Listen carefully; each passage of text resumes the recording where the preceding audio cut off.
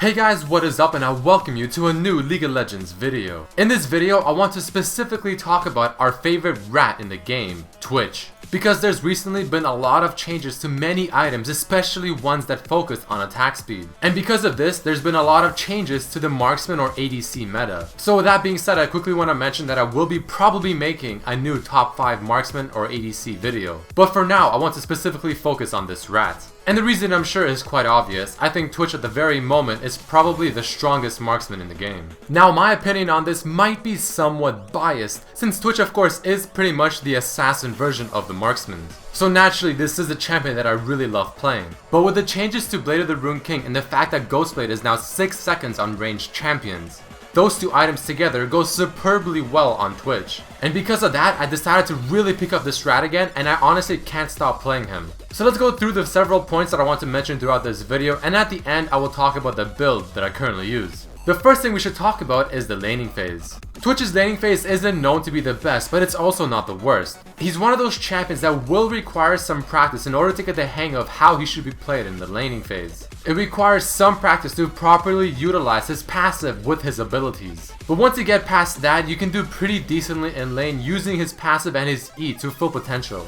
And on top of this, it is very important to properly utilize his Q whenever it comes down to certain teamfights or to initiate in the laning phase. Because if you use it incorrectly, not only can you potentially position yourself poorly and get focused down very quickly since he has no escapes, but if you try using it improperly in the laning phase while you're trying to do initiation, the enemy team will expect it and they'll simply back off. Once you get Blade of the Rune King and especially Youmuu's, you can easily sneak up on most people throughout the game and destroy them with your ultimate. But as a quick tip for Twitch, once you have Blade of the Rune King and Youmuu's, and you're coming out of your Q to assassinate a target, don't open up or use your W until your ultimate runs out, because you can simply do more damage with your ultimate and the auto attacks. A great thing about Twitch, and the one reason that I really love playing him, is that on top of being an assassin, he's also very strong in teamfights, all thanks to his ultimate, his passive, and his E. It can absolutely destroy a full team. As mentioned earlier, Twitch doesn't have a very good escape, but on the other hand, he's one of the best ADCs or marksmen to choose their positioning in a fight, of course due to his Q. So you can pretty much appear when you want and where you want, ready with your ultimate, lining up the whole team and absolutely melting through them. The way you usually want to assassinate someone, like you just saw me trying the Corki,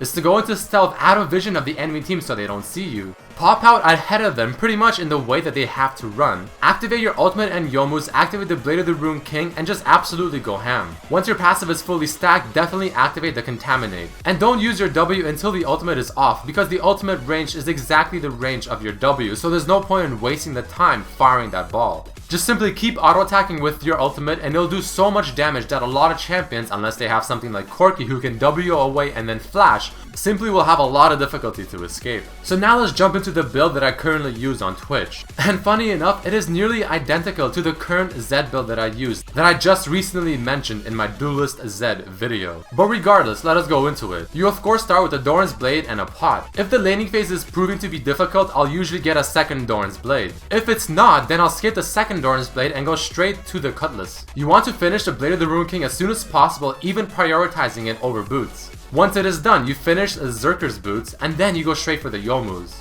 After the Youmuu's, you want to go most likely for the Infinity Edge, because Infinity Edge and Youmuu's is one of the best combos in the current game for many auto-attacking champions, especially marksmen. After that, you do want to get the Last Whisperer. And from there, it's all situational. If you want to go completely ham and just go pure greedy offensive, get something like a Phantom Dancer. If you want to play a bit on the safe side, most likely you want to get a Guardian Angel or a Banshee's Veil. The reason this build works so well on Twitch is because he auto-attacks extremely quickly with his Q. And getting items like Blade of the Rune King and Youmuu's first, without getting something that's heavy on damage like an Infinity Edge, is good on him because he has his ultimate that gives him the extra damage that he needs. So all in all, I really want to tell you guys that Twitch is super strong right now. And I really highly recommend picking him up if you play Marksman, or even if you don't. But I hope you guys enjoyed this video, hope you learned something new, good luck in your solo queue games, and tell me how you guys do with Twitch. Hope you enjoyed the video, peace!